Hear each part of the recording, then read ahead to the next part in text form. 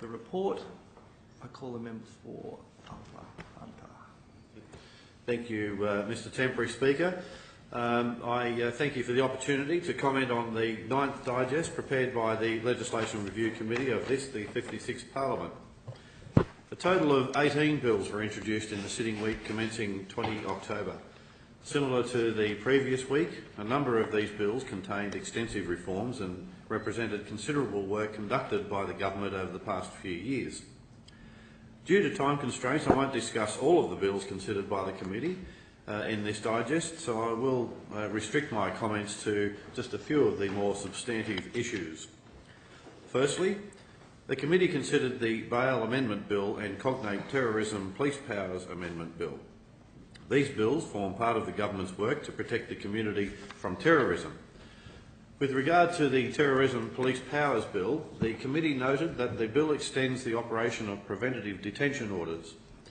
The committee commented that such orders impact on the liberty of people by allowing them to be detained without charge or trial. However, concluded that they remain necessary in order to deal with the threats of terrorism. With the Bail Amendment Bill, the committee highlighted that the bill expands the circumstances in which an accused must show why they should be granted bail. Placing this onus on the defendant impacts on the presumption of innocence. Additionally, the bill provides that bail must be refused to people subject to a terrorism control order or who have a previous terrorist conviction unless the person can show that exceptional circumstances exist to justify bail. The committee noted that this raises the burden placed on the defendant when seeking bail and also impacts on the presumption of innocence. Despite the detrimental impact these provisions may have on a defendant, the committee considered these provisions are appropriate in light of recent events and the extraordinary harm that can be caused by terrorism activities.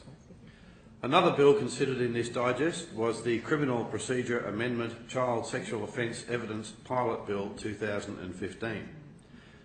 This bill provides for the pre-recording of a child's evidence in proceedings for certain sexual offences.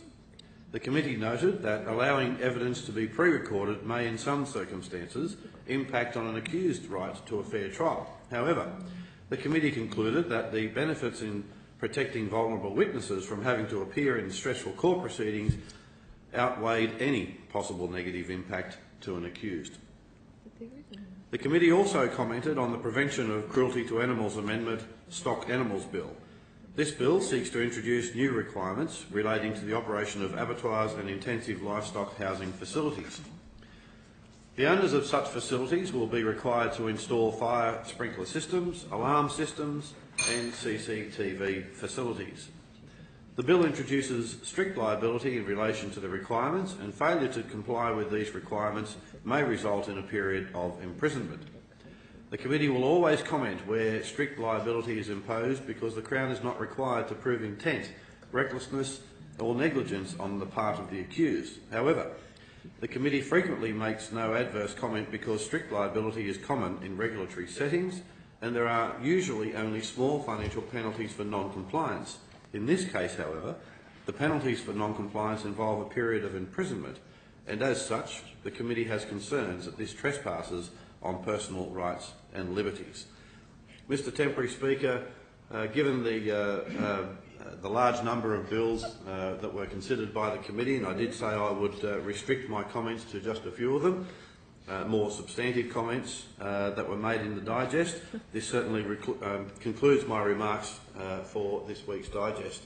I commend the digest to the House and trust that it continues to provide assistance to members and staff, and in particular I'd like to thank the ongoing work of the Legislation Review Committee staff. I thank the committee